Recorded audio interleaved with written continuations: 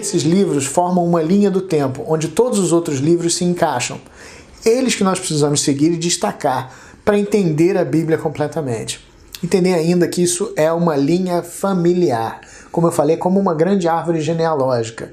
E vamos entender, para entender isso, tem que entender essa história cronologicamente para entender essa relação. É uma linha histórica que traça o caminho que nós chamamos de história da salvação. Então, nós dividiremos a Bíblia em 12 períodos, que você vai ver agora.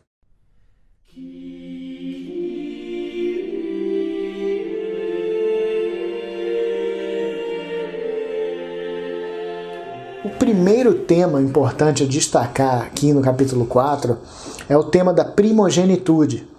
Tá? E, por consequência, a quebra da primogenitude, que é uma coisa que vai acontecer frequentemente, tá? Mas também é frequentemente ignorada pelo leitor, mas é um tema recorrente e fundamental para se entender a história da salvação. O segundo tema importante é a presença da genealogia, a Toledoth, que é a palavra em hebraico. A genealogia é muito mais importante do que parece. Muitas vezes parece uma coisa chata, que você lê nas escrituras, sabe? Para e tem uma genealogia, mas isso é fundamental, tá? Porque vai ser usado para demonstrar a linhagem abençoada por Deus. Irmãos mais velhos, primogênitos, os primeiros nascidos, que vão receber a bênção e eles conduzirão a história da salvação. Agora, isso é muito importante. Como eu falei, a quebra da primogenitude. Então, não necessariamente. Quando estivermos falando de primogênitos, vamos estar falando exatamente dessa pessoa, do irmão mais velho, o primeiro a nascer. Nós vamos tratar como primogênito aquele que carrega a bênção divina. Aquele que carrega a bênção divina vai ser o primogênito. Por isso, essa bênção divina, como nós vamos ver, ela é tão importante e por isso que você vai ter o tempo inteiro genealogias, para mostrar que sim, a bênção é contínua, nunca foi quebrada, continua até chegar em Jesus Cristo. É por isso que São Mateus vai abrir o primeiro evangelho com uma genealogia. E o Senhor disse a Abraão: sai da tua terra, da tua parentela, da casa de teu pai, para a terra que eu te mostrarei. Eu farei de ti um grande povo, eu te abençoarei, engrandecerei teu nome, ser uma bênção. Sejam bem-vindos ao curso Como Ler a Bíblia, a Teologia da Aliança. Nesta aula nós vamos tratar do próximo período histórico da Bíblia, o período dos patriarcas. Um período riquíssimo, cheio de personagens muito interessantes, pessoas que mudaram a história do mundo, sendo muito fiéis a Deus e alguns nem tanto. São essas pessoas que mudaram a história e ajudaram a caminhar a aliança, a bênção divina. Vamos examiná-las hoje com calma e descobrir a riqueza da história da salvação. No começo dessa aula nós lemos os 2 primeiros versículos do capítulo 12 do livro do Gênesis, onde começa a época do patriarca Abraão. No momento, Abraão ainda é Abrão, seu nome, e o Senhor acaba de destacá-lo para uma missão. Então, o que nós entendemos aqui é que no versículo 2, o Senhor diz a Abraão: eu farei de ti um grande povo, eu te abençoarei, engrandecerei teu nome. Nós vimos o que significa, sabe, nome, a importância de uma coisa dessa. Então, quando o próprio Senhor está falando isso a Abraão, há uma coisa muito importante acontecendo aqui. O que está acontecendo é, o Senhor destacou Abrão como o justo. Ele, então, é o justo, uma expressão do Antigo Testamento para o que nós hoje falamos sobre o santo. Então, Abrão foi destacado por Deus como o justo que levaria a sua bênção. Mas, por enquanto, isso ainda, como nós vimos, isso é uma promessa ainda. Nós falamos sobre promessa, aí depois vamos ver os juramentos, a forja das alianças.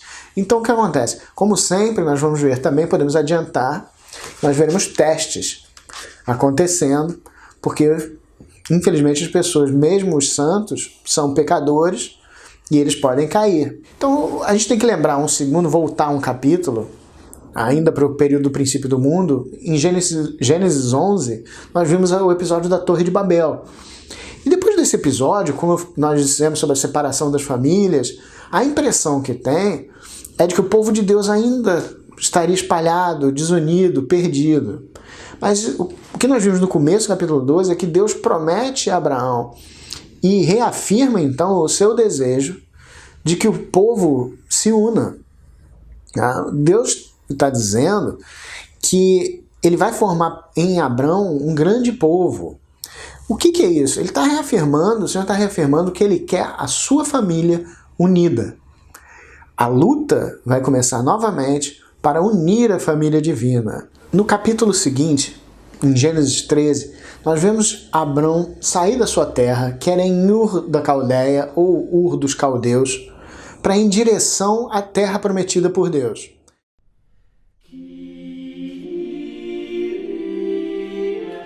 Os símbolos dessa união familiar, a Arca da Aliança, que a construção acontece no capítulo 25 do livro do Êxodo. A arca em si, claro, é uma prefiguração de Maria. A arca vai carregar o quê? Nós vamos ver isso depois, vamos ver até no livro, na carta aos Hebreus.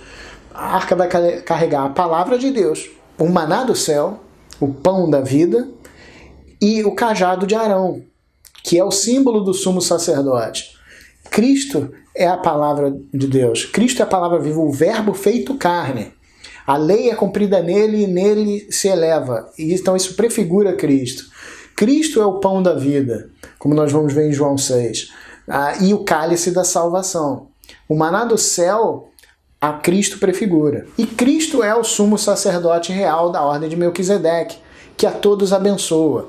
Então ele é o símbolo do sacerdote carregado por Arão antes, que é uma prefiguração do Senhor. Por tudo isso, quem carregou tudo isso foi Maria, a Arca da Nova Aliança. Como nós vamos ver depois, o cumprimento de tudo isso perfeitamente explicado no resto das Escrituras.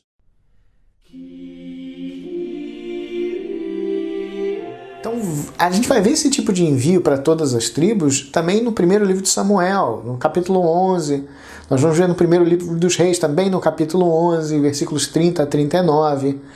Então, quer dizer, o que muitas vezes escapa aos leitores, muitas vezes aos exegetas, é que a expressão que é traduzida geralmente por homens da cidade, no versículo 22, ou às vezes como vagabundos da cidade, como nesse caso, em hebraico pode e deve ser, pelo menos comentada nas traduções, que significa como filhos de Belial.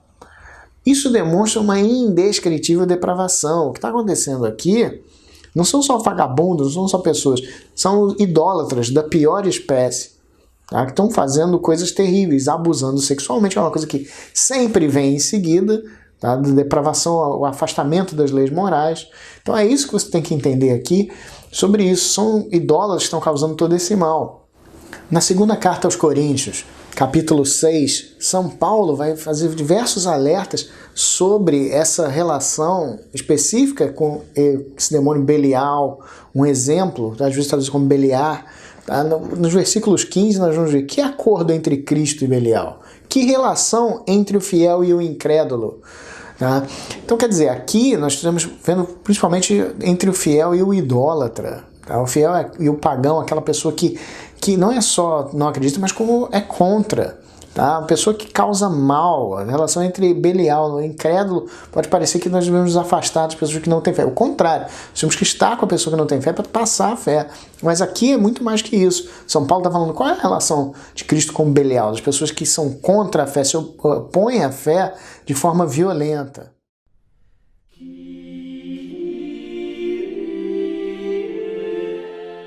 Outro exemplo, e o exemplo é mais claro e mais brutal, tá, que nós vamos ver, que é no Deuteronômio 24, logo em seguida, Deuteronômio 24, versículos 1 a 4, que é um momento tão importante para se entender tudo que acontece depois, que é o divórcio. O que acontece? Até aquele momento, nós vemos que o divórcio não era tolerado, o divórcio não faz parte das leis morais de Deus, tá? Não faz parte da vontade divina.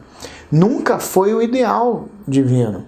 Então, mas Moisés percebe naquele momento, os rabínicos dizem que provavelmente os israelitas estão matando suas esposas para poder casar com outra mulher. Já que as leis morais são rígidas, eles estão cometendo absurdos para poder casar de novo ou ter outras mulheres. Então Moisés, nesse momento, ele vai permitir o divórcio. O que está acontecendo, ele diz, ele permite que se você repudiar, porque se ele repudiasse a mulher seria uma situação ruim para ele e para a mulher antes, principalmente, claro, para a mulher. Mas então ele diz que você pode entregar um certificado de divórcio naquele momento. Isso é terrível, tá? Isso é uma situação terrível, que depois vai ser anulada, claro, em Jesus Cristo. Tá? Então é exatamente nesse momento, quando Jesus vai... vamos perguntar, mas peraí, você está mudando a lei? Ele fala, não estou mudando nada. A lei divina, eterna, não pode ter divórcio. Tá? Por que vocês puderam isso? Porque vocês tinham um coração duro. Tá? Então é aí que Jesus vai revogar essa lei. É mais uma demonstração da revogação das leis deuteronômicas.